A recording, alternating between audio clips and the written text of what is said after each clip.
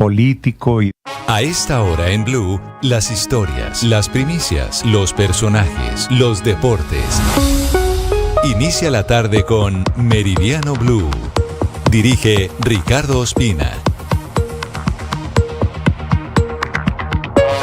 Ahora es la 1:02 p.m. Es un gusto acompañarlos. Estamos en Meridiano Blue, día muy lluvioso en Bogotá. Si usted está en la capital del país, quédese en la casa si no tiene que salir esta tarde. Sé que es un privilegio de pocos, pero si tiene esa posibilidad, arrúnchese, tómese un café y vea Meridiano Blue, que aquí le tenemos las noticias. Saludo a quienes a esta hora están con nosotros en D2 y en el canal de YouTube de Blue Radio. Les contamos los líos en la vía al llano que parecieran tener una luz al final del túnel, con la plata que anuncia el gobierno para intentar la solución del derrumbe en el kilómetro 18. Ya les voy a contar esto porque antes les hablo de los bloqueos, una noticia agridulce. Por un lado, la plata que parece estar para solucionar el derrumbe. Por otro lado, las protestas de los habitantes de Guayabetal. Carlos Andrés Pérez. Siguen las millonarias pérdidas por la vía al llano. En este momento ya completa más de 30 horas cerrada por cuenta de la comunidad de los municipios cercanos a la vía y transportadores, quienes exigen un cronograma de las labores del kilómetro 18 y el no pago de peajes por el estado de la carretera. Al respecto, William Vargas, transportador. La verdad estamos mamados. Una tractomula Bogotá a Casillas, Bogotá está gastando entre 24 y 25 horas. Otro punto esencial es que la suspensión de los peajes. Esto es una tocha por donde estamos pasando. Los que más padecen el cierre son los viajeros que desde ayer están en la carretera intentando llegar a su destino. Venimos desde las 7 de la noche tratando de pasar Caquetá y nada, estuvimos trancados cerca de la montaña donde puede haber derrumbe. Pasamos el peaje del Boquerón apenas y nada, la gente está empezando a caminar a ver si puede pasar el puente para conseguir algo de comer. Según la gobernadora del Meta, en esta nueva contingencia, desde el derrumbe del kilómetro 18, se han perdido 800.000 millones de pesos en la región de la Orinoquía. Vamos ahora a la Comisión Séptima del Senado de la República. A esta hora avanza la discusión de la reforma a la salud. Han hablado los pacientes, han hablado las EPS. De nuevo se avisora una muy dura batalla política. Andrés Carmona. Así es, Ricardo, muy buenas tardes. A esta hora en el recinto de la Comisión Séptima del Senado, en el edificio nuevo del Congreso, se lleva a cabo esta discusión, el tercer debate de la reforma a la salud. La reforma a la salud 2.0. Recuerde que fue en esta misma comisión hace cerca de un año, en abril de 2024, cuando 9 senadores de esta comisión hundieron el primer proyecto presentado por la entonces ministra Carolina Corcho. En este momento avanza la discusión de la ponencia de archivo presentada por el Centro Democrático. La voz que ha estado presente en esta discusión, la de los usuarios, la de los pacientes, la de los afectados con el modelo de la reforma. Escuchemos a Esmeralda Arias de la Asociación de Usuarios de las EPS. Como una EPS que está intervenida, porque a veces lo que estamos pensando es que fue peor el remedio que la enfermedad. Nunca habíamos tenido una crisis tan enorme como la que estamos viviendo en este momento. Los pacientes del régimen subsidiado están sin medicamento de alto costo por falta de pago. Acá hoy, si quiere, les muestro, aquí tengo las evidencias que hoy los pacientes de cáncer se están muriendo por falta de un tratamiento. Ricardo, hay que tener en cuenta que hay 3 ponencias en discusión, no está consolidado el bloque opositor como en ocasiones anteriores, por lo que se espera que hoy solo se discuta la ponencia de archivo y si de ser negada esa ponencia de archivo, se proceda a discutir o la ponencia del gobierno o la ponencia alternativa que podría ser el camino para sacar adelante esta iniciativa, Ricardo. Gracias, Andrés. Hay 2 escenarios en esa discusión de la reforma a la salud. Uno, el que usted nos muestra en el recinto de la Comisión Séptima, otro afuera, en los pasillos, donde desfilan los protagonistas de la historia, entre ellos varios ministros, entre ellos el ministro del Interior, Armando Benedetti, que no es muy optimista frente al futuro de la reforma a la salud. De hecho, según hemos podido conocer, llegó hace minutos diciendo a la Comisión Séptima: vengo a hacer magia, vamos a ver si todavía me queda magia, dice el mágico ministro del Interior, que reconoce que está a punto de hundirse de nuevo la reforma a la salud. Jessica Gutiérrez. Así es, Ricardo, muy buenas tardes. Y otro que tampoco es muy optimista es el ministro de Salud, Guillermo Alfonso Jaramillo, quien llegó a la Comisión Séptima del Senado y habló sobre el futuro de esta reforma. Pues el ministro indicó que no ve los ánimos de que la aprueben, aunque espera que así sea, y aseguró que va a seguir insistiendo. Escuchemos. Y que hoy pues no se quiera solucionar un problema grave estructural que tiene el sistema. Yo aspiro a que por fin se pueda entender. Al parecer no lo veo. Y es que durante el inicio de este debate, Ricardo, participaron diferentes voces. Una de ellas fue la de Juan Pablo Rueda, recuerde usted, presidente global de salud de Keralty, quien volvió a señalar que la EPS Sanitas quedó en una situación bastante deteriorada después de la intervención del gobierno, pues ya esta entidad tiene un deterioro patrimonial de 1,7 billones de pesos. Escuchemos. Y esto es una señal para nosotros muy relevante de qué es lo que ocurre cuando todo el aprendizaje por más de 30 años en el cuidado de la salud de las personas se cambia por personas a quien yo no quiero juzgar, pero que sin duda no tienen la experiencia ni la trayectoria que traía el grupo en control de esta EPS, y eso lleva a que los recursos del sistema, que son finitos y que son escasos, pues se deterioren aún más. Y es que así las cosas, Ricardo, como usted lo decía hace pocos minutos, llegó el ministro del Interior y habló Armando Benedetti y afirmó que la reforma a la salud enfrenta un bloqueo en el Congreso y advirtió que algunos sectores buscan hundirla tras haber frenado antes la reforma laboral, y reiteró que el país lo que necesita es una constituyente. 1:08. Hablamos ahora de la violencia política en el país. No cesa, lamentablemente, como les hemos venido informando. El hecho más reciente ocurrió en Saravena, Arauca. Fue víctima de un atentado con balas de fusil un exconcejal del municipio de Saravena del Centro Democrático, Luis Naranjo. Ahí vemos las imágenes de cómo quedaron los vehículos de su esquema de seguridad. El uribismo está exigiendo protección inmediata, garantías de seguridad para el ejercicio político a menos de un año de elecciones. Mateo Piñeros. En Saravena, Arauca, fue atacado el vehículo en el que se movilizaba el exconcejal del Centro Democrático, Luis Naranjo. Él salió ileso, pero 2 de sus escoltas resultaron heridos. El Centro Democrático denunció que los militantes del partido están enfrentando una amenaza constante del ELN en Arauca, grupo que además había declarado objetivo militar a Luis Naranjo. El partido del expresidente Álvaro Uribe le exigió a las autoridades garantizar la vida y seguridad del exconcejal Naranjo y de todos los líderes sociales y políticos que hoy están bajo amenaza en esa zona del país. 1:09, hablamos justamente de los quebrantos de salud del director de la Unidad Nacional de Protección, a quien le deseamos pronta recuperación. Hay voces desde los sindicatos que exigen que haya decisiones frente al cargo. Por ahora hay un encargo del gobierno nacional debido a estos quebrantos de salud, repito, del doctor Augusto Rodríguez. Caterina Ávila. A 8 meses de las elecciones en Colombia, el director de la Unidad Nacional de Protección está fuera de su cargo al menos por 30 días por una operación a corazón abierto a la que fue sometido el martes de la semana pasada. Su estado de salud es delicado y durante su ausencia estará a cargo de esta importante entidad encargada de brindar la seguridad a los candidatos presidenciales y congresistas, el jefe de la Oficina Asesora de Planeación de la Dirección de la UNP, Javier Francisco Rodríguez. La Asociación Sindical de Empleados de la Protección, ASEP, exigió a través de un comunicado que el presidente Gustavo Petro designe un director permanente. En el documento se lee, abro comillas, mantener en el cargo a una persona incapacitada y en edad de retiro forzoso solo por amistad o conveniencia pensional es un acto que afecta a la institucionalidad y pone en riesgo la seguridad de quienes dependen de la entidad, cierro comillas. Al interior de la entidad denuncian además que la UNP está desfinanciada y no tiene recursos para terminar el año. Hablamos ahora de las cifras de desempleo en Colombia, que resultan positivas. El gobierno insiste en que a raíz de esa cifra que hoy dio a conocer el DANE, habrá un aumento importante del salario mínimo para el año 2026. Pese a la reducción del desempleo, y esta pareciera una paradoja, la creación de nuevos puestos de trabajo ha perdido ritmo. Marcela Peña.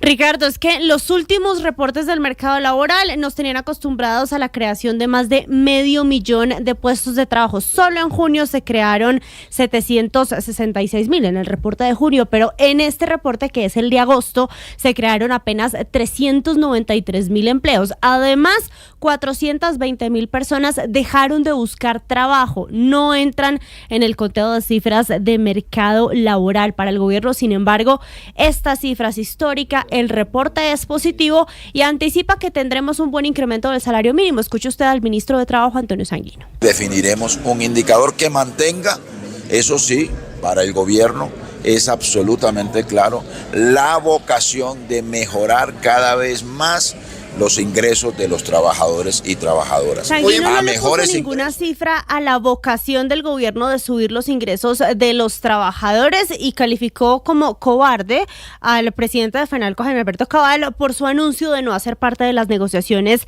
para este año.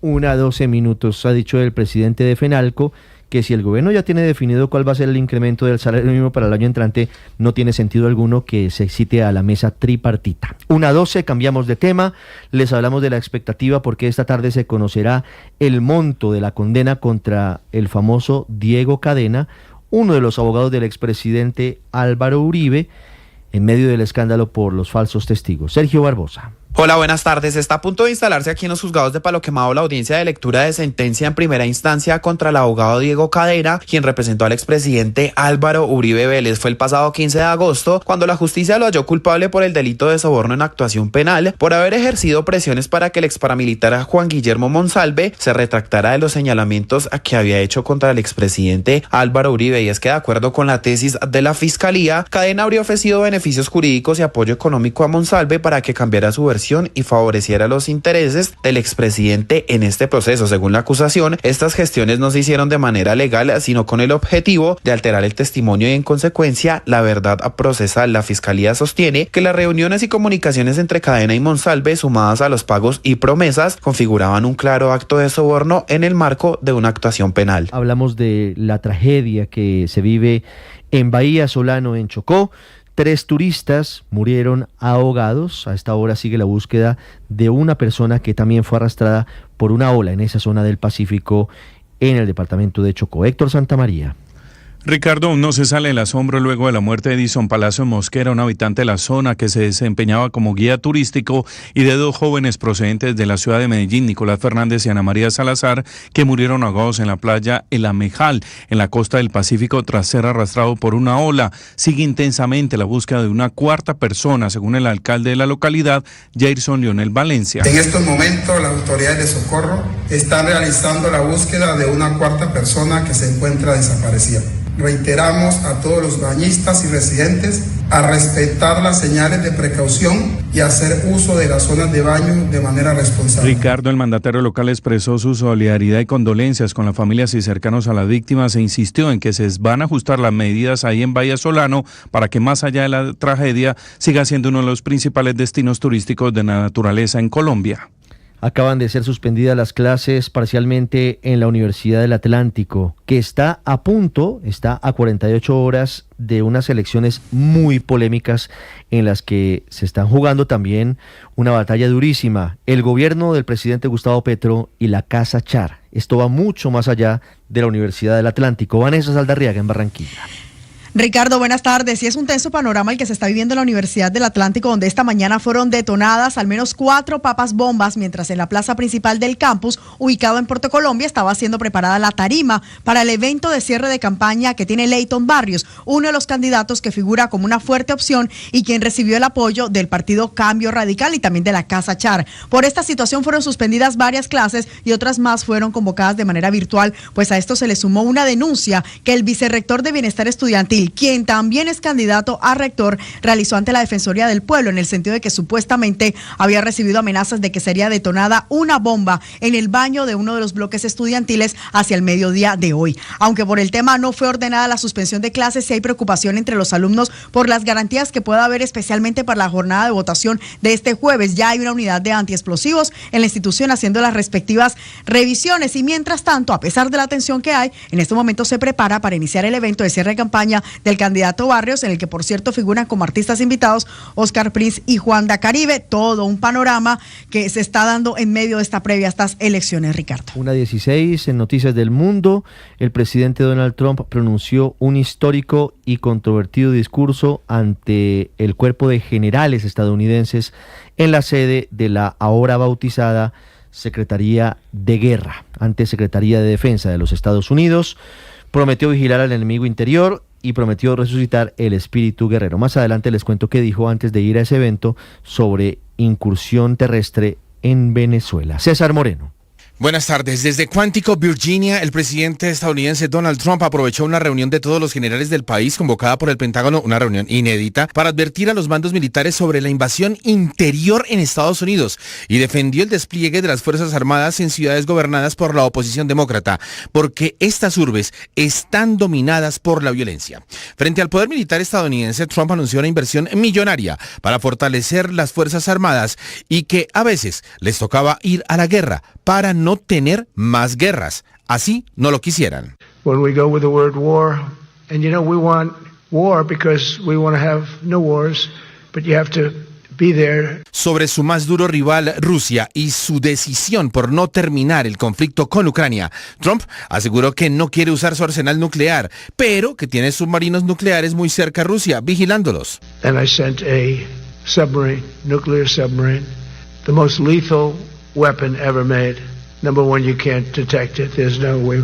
Y que estaba muy decepcionado con Vladimir Putin por no terminar la guerra con Ucrania. Turned out to be the toughest one. I'm so disappointed in President Putin. I thought he would get this thing over with. He should have had that war done in a week. Finalmente, Trump sacó pecho de haber evitado 8 guerras en sus 9 meses de mandato y que no quería el Nobel por eso. Will you get the Nobel Prize? Absolutely not. They'll give it to some guy that didn't do a damn thing. They'll give it to a guy that wrote a book about the mind of Donald Trump. Este acto con los generales tenía como objetivo que Trump y su secretario de Defensa, Pete Hegseth, presentaran su idea de cómo deben ser las Fuerzas Armadas estadounidenses. Un ejército compuesto por guerreros y no defensores, donde las barbas, la barriga y el pelo largo estarán prohibidas, en las que se acabarán los esfuerzos por fomentar la diversidad, la corrección política estará prohibida y en la que las mujeres tendrán que alcanzar los estándares masculinos para desplegarse en puestos de combate. 1:18, muy polémico discurso del presidente Donald Trump. En deportes, cambiando de tercio, don Octavio Sazo, buenas tardes. Tenemos a esta hora en desarrollo varios partidos de la Champions League. Viene por otro. Y ahí escuchamos entonces, Richie, con las buenas tardes y el saludo para todos. El tercer gol del Real Madrid, que a esta hora juega la Liga de Campeones de Europa, el primero de los partidos de esta larga jornada de fútbol que comentaremos en un rato nada más, porque también va a jugar el Bayern Múnich, por supuesto con Lucho Díaz como titular, también el Galatasaray con Davinson Sánchez desde el arranque. Vamos a contarles cuáles serán los partidos de la Liga de Campeones, qué juegos habrá alrededor del mundo, porque también a esta hora se juega la Liga Española, habrá diferentes partidos en diferentes lugares y también ya arrancó la postemporada del béisbol de las Grandes Ligas con un duelo a esta hora entre Detroit y Cleveland. Todos los detalles en minutos acá en los deportes en Meridiano Blue. Ya sincronizando todo.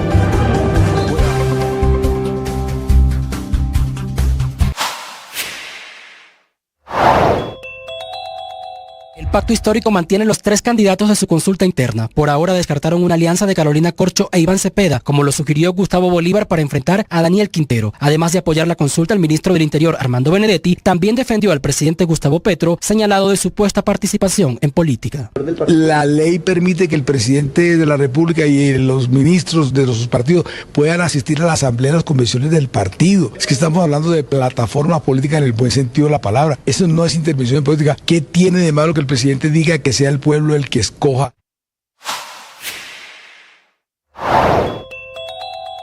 En Mañanas Blue, el doctor Tomás Guilarte dijo que esperan desarrollar un examen de sangre para detectar el Alzheimer, ya que actualmente se está detectando a través de tomografías. Hoy por hoy tenía que ser usando tomografía o PET scan, como se dice, no sé exactamente la traducción en español, pero es una manera de poder ver este tipo de biomarcador en la persona en vivo.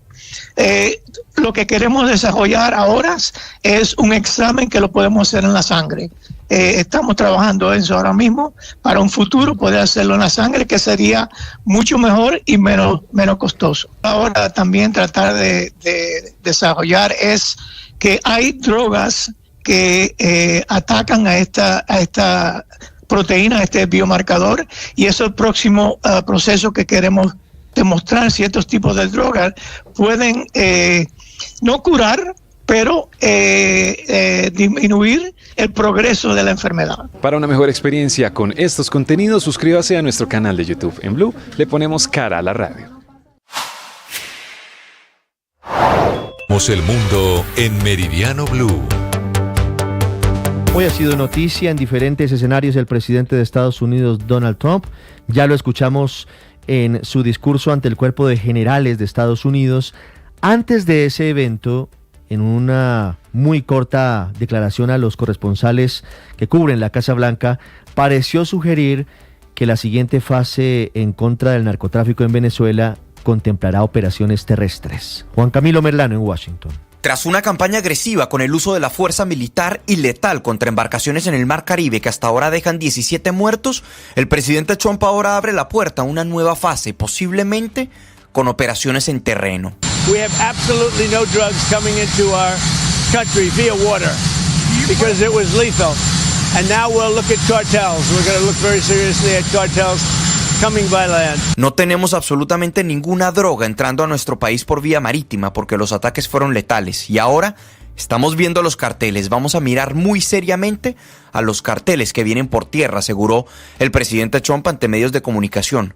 Posteriormente, el mandatario, hablando ante generales de las fuerzas militares de los Estados Unidos, se refirió a la campaña que adelanta en contra de los carteles del narcotráfico en el Mar Caribe. But every boat kills 25,000 on average, 20, some people say more. You know, you see these boats just stacked up with bags of white powder.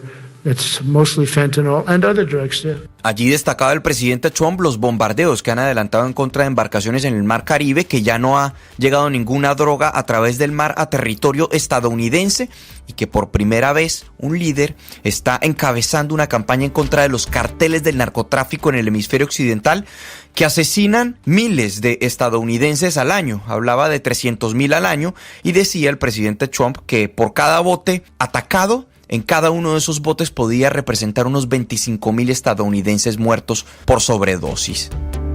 Juan Camilo, gracias. Y hablando del presidente Donald Trump, le dio un ultimátum a Hamás. Tienen 3 o 4 días para decidir si aceptan o no el plan de paz presentado por Estados Unidos en las últimas horas. Si no lo aceptan, dice el presidente Trump, apoyará a Israel para que haga lo que tenga que hacer. Los detalles con Silvia Carrasco. La iniciativa de paz del presidente Trump presentada a Hamás a través de los mediadores egipcios y cataríes aún no tiene una respuesta definitiva. Trump ha dicho hoy que si no hay respuesta pronta, Hamás se enfrentará a una posible intensificación de las operaciones militares israelíes con pleno respaldo estadounidense. How long do you plan to give Hamas to respond to the ceasefire proposal you put out? Well, we're going to do about 3 or 4 days. We'll see how it is. All of the Arab countries are signed up. The Muslim countries are all signed up.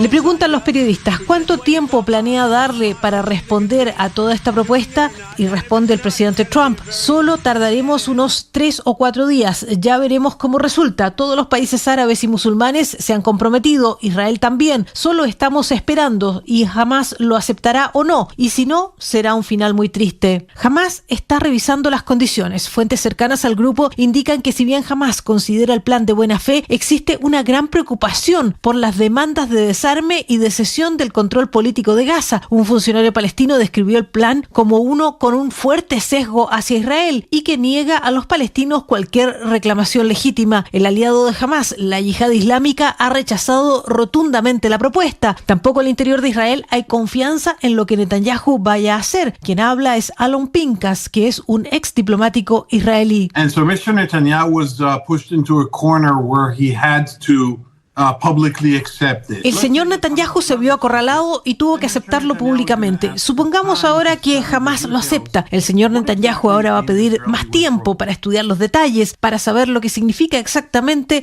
la retirada israelí. En las últimas horas, Netanyahu reiteró su rechazo a la creación de un Estado palestino bajo el plan, calificándolo de suicidio nacional para Israel y comprometiéndose a resistir cualquier intento de establecerlo. Mientras tanto, la Autoridad Nacional Palestina y varios países árabes y europeos han acogido con satisfacción el plan, instando a Hamás a aceptarlo de inmediato para detener el derramamiento de sangre. Bolívar se pone la 10 con la educación. Altos del Rosario tendrá un megacolegio soñado, el número 10 de los 23 que entregará la gobernación de Bolívar. Espacios modernos, tecnología, áreas deportivas y aulas dignas para nuestros niños y niñas bolivarenses.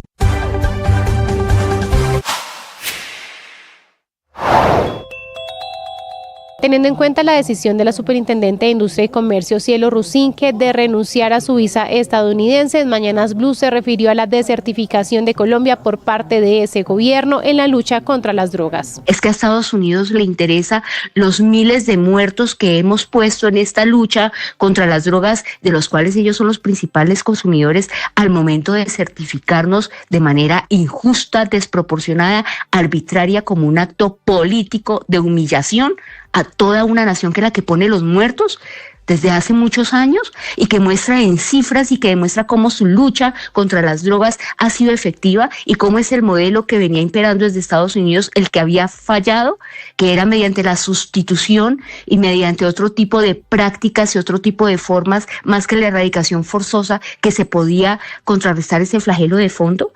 Es que ellos piensan... A esta hora en Meridiano Blue. La noticia del momento en Blue Radio.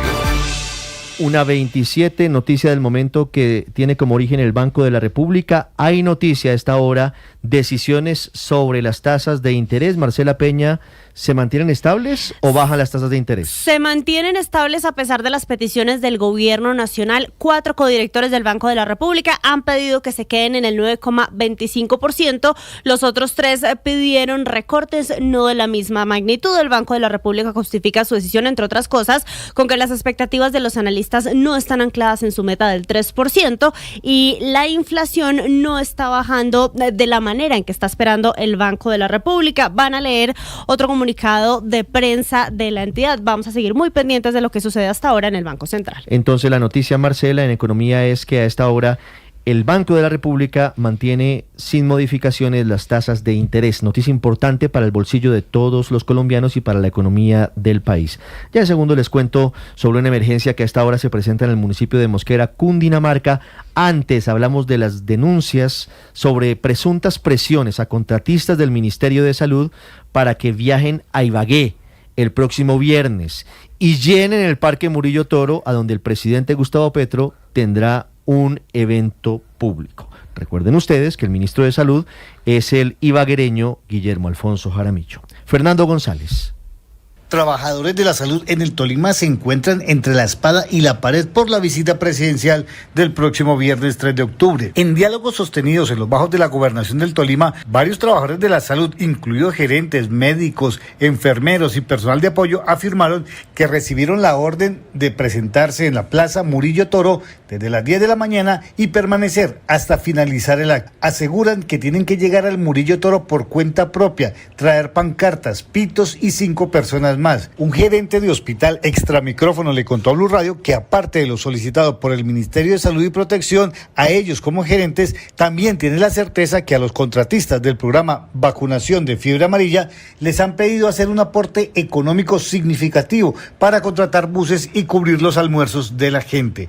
Además, quieren dejar en claro que no han recibido presiones por parte de la Gobernación del Tolima y tampoco de la Secretaría de Salud Departamental para asistir o dejar de asistir. Recordemos que la gobernadora Diana Magali Matiz Vargas en su cuenta de X publicó el día anterior que de ser convocada a alguna actividad institucional especial, ella estará presta para intercambiar opiniones con el presidente Petro. De lo contrario, continuará con su agenda en el municipio de Chaparral. Por ahora, acá en el Tolima, todos hablan, todos comentan, pero no denuncian por miedo a quedar sin contrato. 1:30, estamos pendientes de una respuesta del ministro de Salud, Guillermo Alfonso Jaramillo, sobre estas denuncias. El ministro a esta hora está en la Comisión Séptima del Senado de la República. Vamos ahora a la calle 82 con carrera 11 en Bogotá. Las consecuencias del vandalismo promovido por algunos grupos que dicen ser una cumbre que busca cambios sociales en el país, pero lo hace a través de grafitis, a través de violencia y a través de encapuchados. Kalila Peña.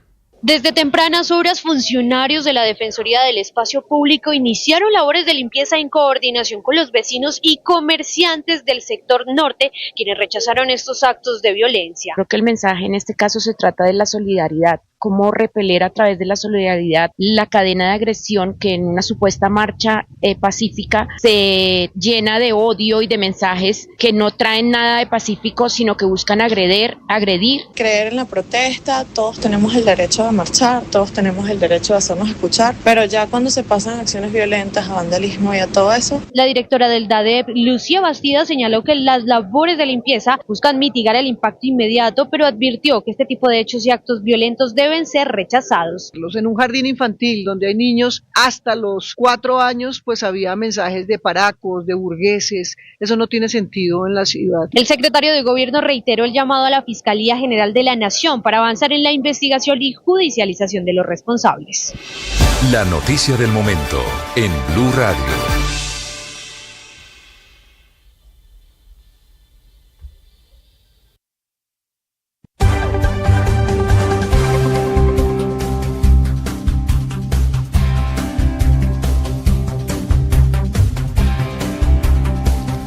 Una 32, estábamos pendientes de un comunicado que estaba a punto de leer la Junta Directiva del Banco de la República. Y había gran expectativa sobre el motivo, sobre el asunto que iba a abordar ese comunicado que sin duda, y esta es la noticia, tiene que ver con el informe que esta madrugada presentó el Fondo Monetario Internacional sobre el estado de salud de la economía colombiana y el riesgo que ve para que en el corto plazo Colombia dejara de contar con la línea de crédito flexible. Es una tarjeta de crédito, si usted me permite el símil, que tiene Colombia, un crédito disponible que tendría disponible para casos de emergencias. Por ejemplo, la pandemia, imprevistos. Usted en su casa tuvo una emergencia médica, no tiene plata, tome el tarjetazo. Tiene una garantía. Y eso funciona también en la macroeconomía, funciona en el Fondo Monetario Internacional y funciona para los países. La noticia a esta hora, Marcela, es muy importante y es fundamentalmente el anticipo del Banco de la República a lo que ya había advertido el Fondo Monetario Internacional.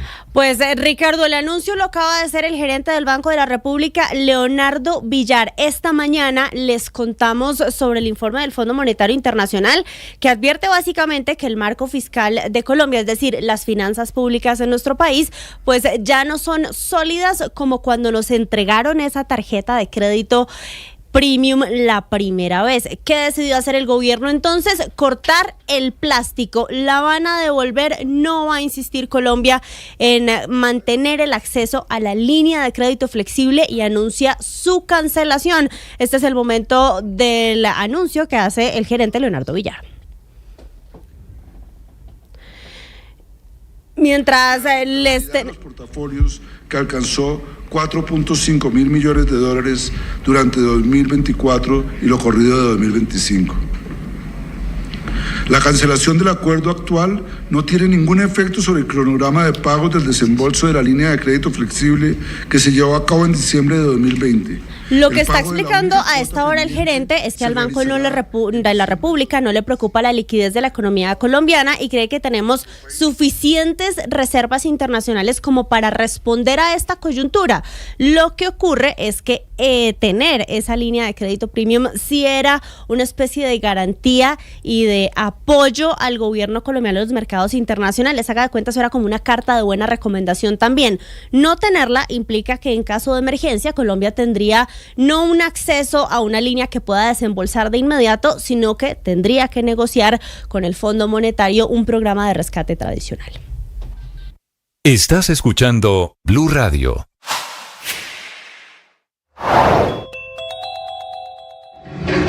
A medida que empecé a subir por la calle 82 me di cuenta que estaban grafiteando todos los edificios, había gente encapuchada, Sobre el mediodía de este lunes inició la concentración de manifestantes en la Universidad Pedagógica en la calle 72 con carrera 11, con la que llamaron Marcha Carnaval de la Cumbre Nacional Popular. A medida que avanzó esta marcha empezaron a vandalizar con pintura todo lo que había por el camino, incluso edificios residenciales. Ante la situación, Transmilenio y la alcaldía se pronunciaron y dijeron que desde el distrito respetan el derecho a la protesta.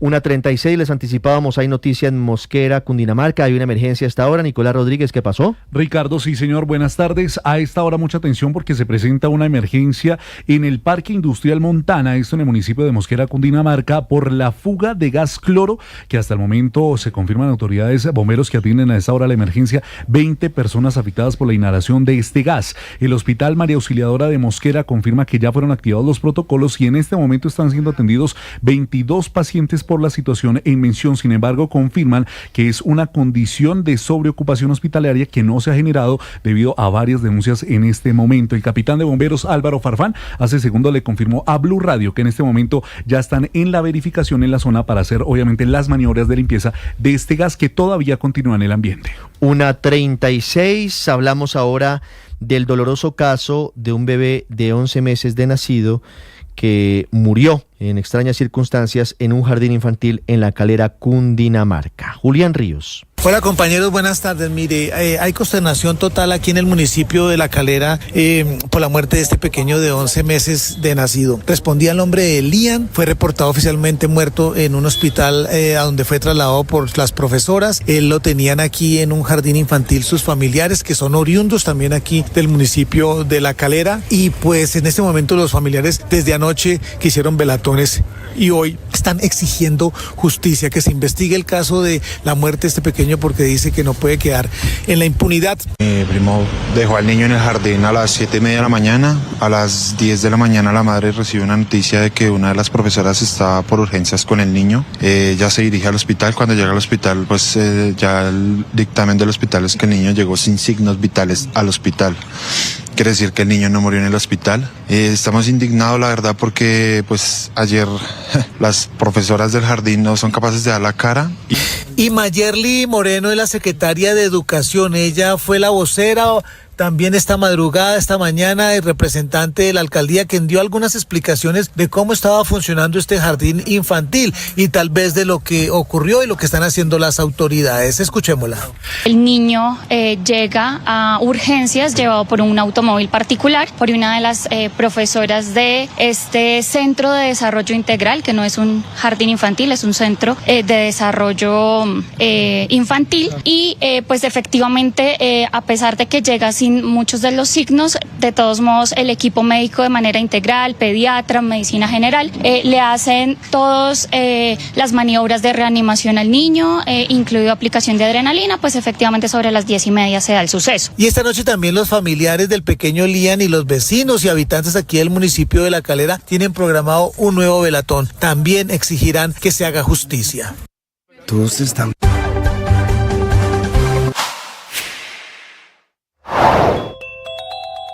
En Mañanas Blue, el doctor Tomás Guilarte explicó cómo funciona el biomarcador que podría facilitar la detección del Alzheimer. El biomarcador típicamente está en bajos niveles en una célula del cerebro que se llama microglía. Las microglías son las células que responden a cualquier tipo de daño del cerebro. Y lo que pudimos descubrir es que cuando las placas de amiloide empiezan al muy principio de que empiezan a agregarse, las microglías migran para esa parte del cerebro y aumentan este tipo de el biomarcador, señalando que inflamación ha empezado. Y eso empieza muchos años antes que se exprese la enfermedad clínicamente. Siga la entrevista completa en nuestro canal de YouTube. En Blue le ponemos cara a la radio.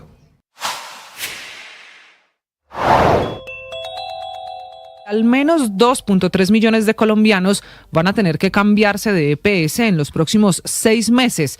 Esto porque ahora el gobierno... Fútbol, ciclismo, béisbol, baloncesto, automóvil, todos en Meridiano Blue. ¡Gol! Del Real Madrid. Lo hizo Brahim Díaz. 5-0. Ya en tiempo cumplido. 3 de Mbappé. uno de Camavinga, uno de Brahim Díaz, La Torre. 5-0. Y ahí Mariano Clos del relato de ESPN nos cuenta cómo queda el partido del Real Madrid, que tuvo que viajar 12 horas para llegar a este escenario para el partido del Caray Almaty, donde iban a enfrentar el duelo de Liga de Campeones el día de hoy. Hicieron la gran Copa Libertadores el Real Madrid y viajó durante 12 horas para derrotar a 5-0 al Caray Almaty en este partido como visitante. Ya escuchamos a Mariano Clos, 3 goles de Kylian Mbappé le dieron la victoria al cuadro blanco, uno de Camavinga y uno de Brahim. Cerró la jornada. Atalanta de Italia ganó sobre el final 2-1 frente al Brujas de Bélgica. Marcó también Pasalic el gol al minuto 87 para darle la victoria al conjunto italiano. Así que va a comenzar la fecha también de las 2 de la tarde con duelos entre el Atlético de Madrid y el Eintracht Frankfurt. Esto va a ser en la capital española. El Bodo Glimt frente al Tottenham Hotspur. También van a jugar Chelsea y Benfica en el retorno de Mourinho a Stamford Bridge, esta vez dirigiendo al cuadro portugués. El Inter de Milán frente al Slavia Praga, el Olympique de Marsella frente al Ajax en Francia, y mientras tanto van a jugar el Galatasaray de Davinson Sánchez frente al Liverpool. Davinson Sánchez será titular en este partido. El Liverpool tiene muchos recuerdos de 2005 en la final de Estambul, hoy en su retorno a esa ciudad, y el Pafos de Chipre estará recibiendo la visita del Bayern Múnich. Lucho Díaz será titular en el equipo alemán, hoy como volante en la mitad de la cancha, junto al resto del plantel que vemos ya en pantalla en nuestro canal de YouTube. Está Harry Kane, está Upamecano, está Olise, la mayoría de los titulares en el equipo del Bayern Múnich, que hoy va a estar enfrentando al Nobel equipo del Pafos de Chipre. También el día de hoy habrá fútbol en Argentina. Newell's frente a Estudiantes de La Plata. El Inter Miami va a jugar en la noche frente al Chicago Fire en la Liga de los Estados Unidos, en la MLS, y a esta hora juega el Valencia frente al Real Oviedo en Mestalla. En duelo de la Liga Española está ganando el Valencia 1-0. Estamos atentos a todos esos movimientos. También comienza la postemporada del béisbol de las Grandes Ligas con los juegos de comodines. A esta hora están jugando los Tigres de Detroit frente a los Guardianes de Cleveland en una serie al mejor de 3. El que gane 2 clasifica a la próxima fase de la postemporada. Están 1-1 en la Liga Americana. A las 5 y 8 de la tarde van a jugar los Medias Rojas de Boston frente a los Yankees de Nueva York, y por la Liga Nacional está a punto de comenzar el duelo entre los Cachorros de Chicago y los Padres de San Diego, y en la noche los Dodgers de Los Ángeles frente a los Rojos de Cincinnati, todos esperando el debut también de José Quintana con los Cerveceros de Milwaukee. Así que atentos, a las 2 de la tarde juega Lucho Díaz, también juega Davinson Sánchez, hay Liga de Campeones de Europa, también hay Mundial Juvenil, y por supuesto todos atentos al desempeño de los futbolistas colombianos.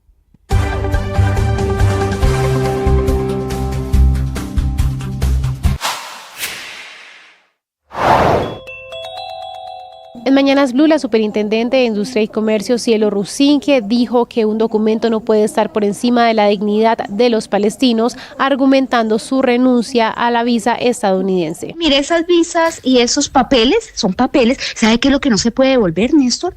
¿Qué? Los cientos de miles de vidas de palestinos en este momento. La tragedia humanitaria que se vive en Gaza, eso no se puede echar para atrás. Un papel, Néstor, mañana se cambia, mañana se renegocia, el presidente Trump se levanta de mejor genio y dice, bajémosle al arancel, demos, es decir, todo en política, por si ustedes no lo sabían, ese es el arte de la política. Lo que no puede devolvernos la política es la vida de todos esos inocentes civiles que en este mismo momento están siendo bombardeados, sacrificados y asesinados a punta de hambre. Voy a contar una anécdota. Asistí a un congreso en Túnez hace muchos años donde pude hacer amigos que hoy en día pertenecen, son altos funcionarios de diferentes países de la comunidad árabe. Reconocen a nuestro presidente, han visto las noticias, me dicen que bravo, que qué orgullo pertenecer a un país como Colombia. Eso a mí me llena de orgullo, vale más que cualquier papelito. Suscríbanse a nuestro canal de YouTube para acceder a este y más contenidos. En Blue le ponemos cara a la radio.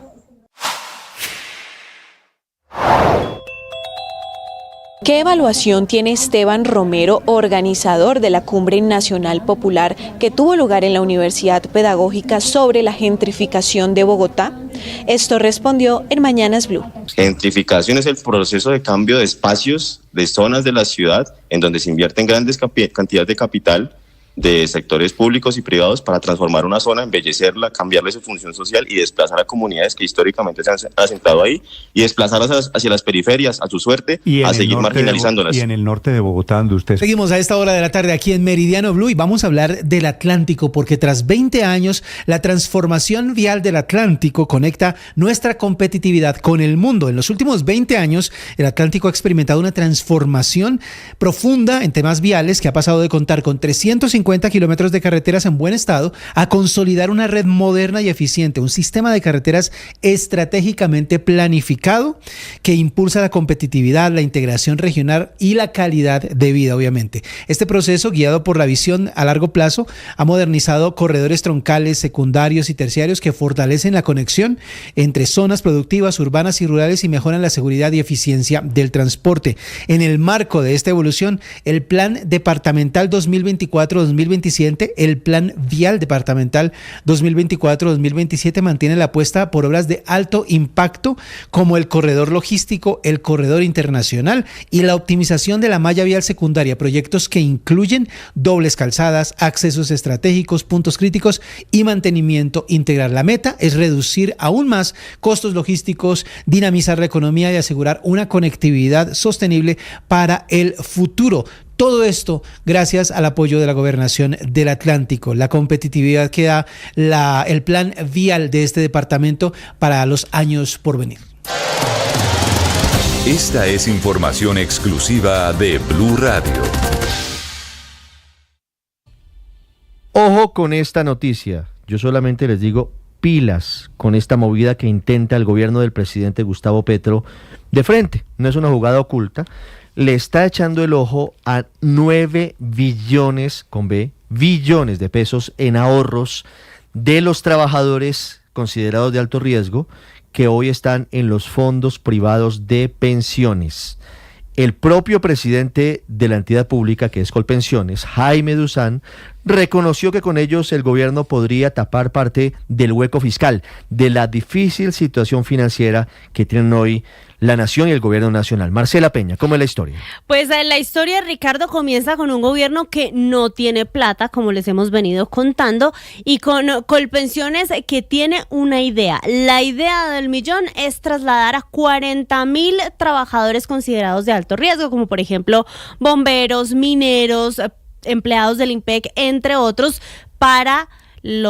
desde los fondos privados hacia Colpensiones. Con ellos se irían sus recursos. A eso es a lo que el gobierno le está apuntando y está buscando los mecanismos para forzar ese traslado, lo dijo el presidente de Colpensiones, Jaime Duzán. Si yo tengo esos 9 billones en Colpensiones, me van a ayudar a mermar recursos del presupuesto general de la nación, contribuir con el Pelar Solidario y pagarle a los 3 millones de viejos que nunca antes le pagaron el bono pensional de 300,000. Aquí quedan varias preguntas, Marcela. Señor. Uno, ¿para qué quiere esa plata el gobierno del presidente Gustavo Petro? ¿Para qué la utilizaría? Y segundo, ¿qué tan fácil es ese traslado de esos 9 billones de pesos? Pues el traslado, Ricardo, empiezo por ahí, no está tan fácil porque, entre otras cosas, hoy la ley no tiene un mecanismo que permita trasladar a la gente por defecto sin que esa persona esté de acuerdo. Lo que se hace hoy es que cuando usted se quiere mover de régimen, va y hace un proceso que se llama la doble asesoría. De hecho, el gobierno está estudiando seriamente la posibilidad de eliminar el requisito de doble asesoría para que este traslado se haga rápido. El gobierno lo que quiere es que esto ocurra antes de que entre a regir la reforma pensional, porque si pasa antes, estos afiliados se mueven con sus ahorros. Si pasa después, ya solamente se moverían las personas, pero sin los recursos. Además, Ricardo, es un año electoral, eso no se nos puede olvidar a nosotros, y así como no se nos olvida a nosotros, tampoco se le olvida al presidente de Colpensiones. Escuche lo que dijo. Los congresistas hoy, los que aspiran al Congreso, yo los escucho, me visitan mucho, deme TID para la campaña. Y ellos dicen, 3 millones de colombianos, gracias a mi voto en el Senado, en la Cámara, van a tener voto pensional. Es que son 3 millones de viejos Ahí tiene usted el tip de campaña que está dando el presidente de Colpensiones.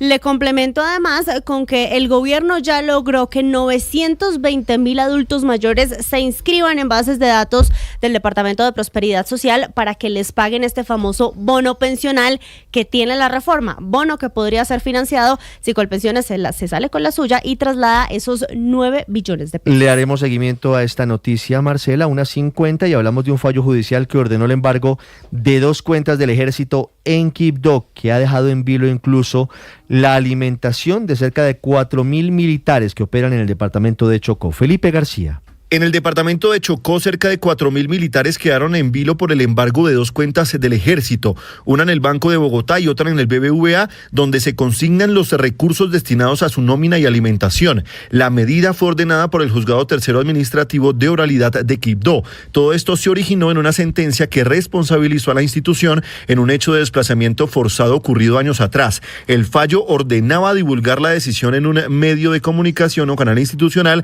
pero ante el incumplimiento, el juez convirtió esa obligación en una sanción económica por 50.000 millones de pesos. Como consecuencia, los pagos programados para el 25 de septiembre quedaron bloqueados. Aunque parte del sueldo ya fue consignada directamente a las cuentas personales de los uniformados, el embargo frenó la entrega de dineros destinados a la manutención. Según documentos oficiales, la medida afecta recursos por 91.310.000 pesos para servicios personales, 34.180.000 pesos destinados a alimentación de oficiales y suboficiales, por lo que hay un total de 125.490.000 pesos comprometidos en la operación logística. El riesgo inmediato es la alimentación de los efectivos desplegados, quienes permanecen en operaciones contra el narcotráfico, la minería ilegal y la extorsión en uno de los territorios más complejos del país. Si no se desembarga la cuenta, no se podría entregar el dinero correspondiente a la partida de alimentación. El Ministerio de Defensa y el Comando del Ejército ya interpusieron una acción de tutela para revertir la medida y garantizar tanto la nómina como el suministro de alimentos de las tropas. Y aparecieron las llaves sobre cuál es el lío que hay en las graderías del Vive Claro, luego de la cancelación del concierto del sábado pasado de Kendrick Lamar en Bogotá. Nicolás Rodríguez. Pues Ricardo, mire, hay un documento del distrito en el que definitivamente dice que con esta inestabilidad se puede ver comprometida la integridad, estabilidad y seguridad de la estructura por las vibraciones excesivas. Documento que le hicieron llegar el 26 y 27 de septiembre a los organizadores del evento, justamente antes de que se cancelara sobre el camino. Por otro lado, también se confirma que el IDIGER en este momento no da una acreditación completa al escenario Vive Claro por esta misma inseguridad, y asimismo estaría en riesgo en los conciertos que vienen próximamente, por ejemplo el 7 de octubre, que es de Guns N' Roses. Sobre esto, el alcalde de Bogotá, Carlos Fernando Galán, confirmó que hoy estaban revisando la documentación con el SUGA para determinar si hay viabilidad o no.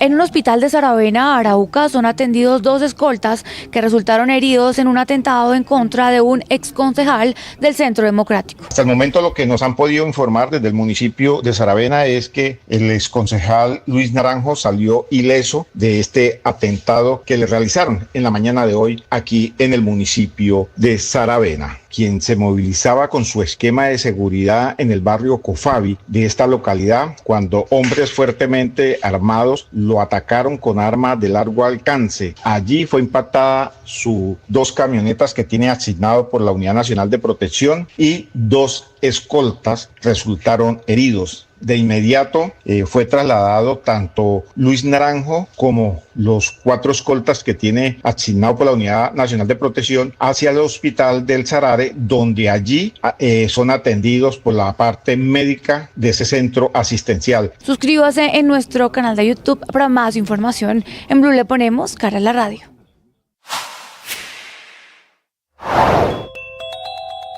¿Qué evaluación tiene Esteban Romero, organizador de la Cumbre Nacional Popular que tuvo lugar en la Universidad Pedagógica sobre la gentrificación de Bogotá? Esto respondió en Mañanas Blue. Gentrificación es el proceso de cambio de espacios, de zonas de la ciudad, en donde se invierten grandes cantidades de capital de sectores públicos y privados para transformar una zona, embellecerla, cambiarle su función social y desplazar a comunidades que históricamente se han asentado ahí y desplazarlas hacia las periferias, a su suerte, a seguir marginalizándolas. Y en el norte de Bogotá, donde ustedes protestaron, ¿qué personas se han desplazado, por ejemplo? No se trata del lugar, se trata del problema estructural del que estamos hablando. No se trata del lugar, es lo que me he estado diciendo durante esta entrevista. Pero es que el problema de la gentrificación, Néstor, yo creo que usted lo puede entender, es un problema estructural de las ciudades de Colombia y del mundo. Es decir, es un problema de carácter global. Entonces fueron a pintar Transmilenio, los comercios, por un problema de otras ciudades y del mundo. No, de otras ciudades no, porque es un problema sentido en Bogotá, porque la gente también lo está viendo. ¿Usted cree que los altos precios de los alquileres, de la comida y del transporte en Bogotá es un asunto que solo le corresponde a la gente del norte de Bogotá, o del sur, o del norte, o del oriente? Para este y más contenido, suscríbase a nuestro canal de YouTube. En Blue le ponemos cara a la radio. En Estados Unidos descubrieron un biomarcador que podría facilitar la detección del Alzheimer. Sobre esto habló Tomás Guilarte. Estamos en la Semana de la Biodiversidad en Cali. Habló duro el expresidente Juan Manuel Santos contra el gobierno del presidente Gustavo Petro en materia de deforestación y de crecimiento de grupos ilegales. Hugo Mario Palomar. Ricardo, el expresidente Santos aseguró que el crimen organizado se está apoderando de muchas zonas del país donde hacen negocios sucios e incluso construyen carreteras destruyendo el medio ambiente. Dijo que el gobierno de Gustavo Petro es responsable del crecimiento de estos grupos y de sus actividades ilegales. Este gobierno que supuestamente quería hacer la paz también con la naturaleza, pues ha hecho todo lo contrario, porque ha permitido que esos grupos crezcan y se apoderen y deforesten, y que la minería ilegal hoy es inclusive un negocio más lucrativo que el propio narcotráfico, y eso es un problema muy serio, pero eso se puede volver a recuperar. Santos aseguró que este gobierno tampoco implementó el acuerdo de paz y que por eso estas bandas criminales están dominando cada vez más estas zonas del territorio nacional. ¿Y graves denuncias?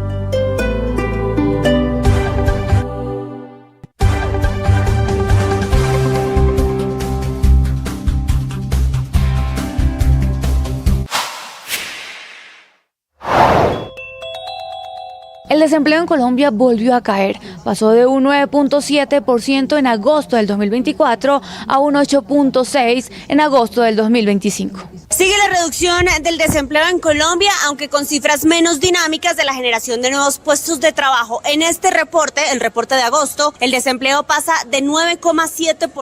El exconcejal del Centro Democrático fue emboscado por guerrilleros en Arauca. Carlos Andrés Pérez. Ileso salió el exconcejal del municipio de Saravena y del Centro Democrático Luis Evelio Ascanio Naranjo de un atentado en el barrio Cofavi en Saravena, Arauca. Los guerrilleros atacaron con arma de largo y corto alcance al esquema de seguridad del dirigente político, dejando 2 de sus hombres de protección heridos que son atendidos en el hospital del Sarare. Según las primeras informaciones, Luis Evelio Ascanio Naranjo recolectaba firma del precandidato presidencial Abelardo de la Estrella en esa localidad. Recordemos que en el año 2023 también guerrilleros habían atentado contra Luis Evelio Ascanio Naranjo cuando se movilizaba en la vía Saravena-Fortul. Hasta el momento se desconoce qué grupo al margen de la ley cometió este atentado. En el municipio de Saravena tiene mucha injerencia el Ejército de Liberación Nacional del ELN. Y hablamos de las consecuencias, de los efectos de la renuncia y la cancelación de visas a altos funcionarios del gobierno del presidente Petro. Caterina Ávila. El ministro de Hacienda, Germán Ávila, es uno de los que por voluntad renunció a su visa americana y aunque hizo puntos con su jefe, restó con su cargo, pues expertos aseguran que las consecuencias serán para Colombia en materia de inversión extranjera. Habla el exministro de Hacienda, José Manuel Restrepo. Y me parece grave porque las relaciones cara a cara, personales, que uno tiene en el Ministerio de Hacienda son muy importantes para la inversión extranjera directa, son muy importantes con las calificadoras de riesgo, son muy importantes con la banca multilateral. Alguien podría decir, se pueden hacer por Zoom o por Teams, pero no son iguales. Restrepo también cuestionó que el compromiso de un ministro es con el Estado y no con el presidente, pero si en la economía hay golpe, en las relaciones exteriores también, y es que la representante de Colombia ante el mundo, Rosa Villavicencio, tampoco tiene visa porque renunció a ella sabiendo que Estados Unidos se la iba a cancelar. De acuerdo con el ex canciller Julio Londoño, esto es un inconveniente para sus labores como canciller. Que la canciller de Colombia no tenga una visa norteamericana es un problema. O gran parte de las gestiones se hacen en los Estados Unidos, no solamente en Nueva York, sino en Washington, con la Organización de Estados Americanos y con una serie de organismos internacionales que allá se encuentran. Son al menos 4 los ministros del gabinete que no tienen visa, más el secretario jurídico de la presidencia y la directora del DAPRE, Angie Rodríguez, a los que se suma el jefe de Estado colombiano. La responsabilidad de sostener esa tensa relación está ahora en el embajador Daniel García Peña.